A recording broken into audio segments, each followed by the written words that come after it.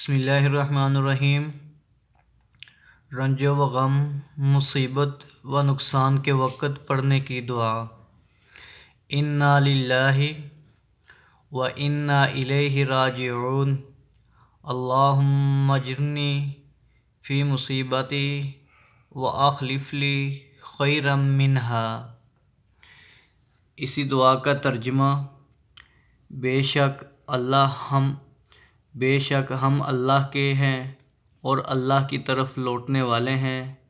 اے اللہ، میری مصیبت میں مجھے اجر دے اور اس کے بعد مجھے اس سے بہتر چیز عطا فرما۔ صحیح مسلم کتاب الجنائز۔ مصیبت زدہ کو دیکھ کر پڑھنے کی دعا۔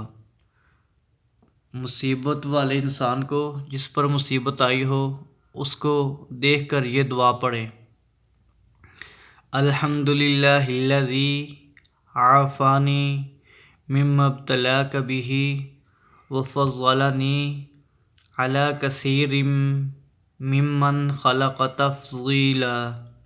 اسی دعا کا ترجمہ: سب تعریف اللہ کے لیے ہے جس نے مجھے اس مصیبت سے محفوظ رکھا جس مصیبت میں اس نے تجھ کو مبتلا کیا، اور مجھے اپنی بہت سی مخلوقات پر فضیلت دی۔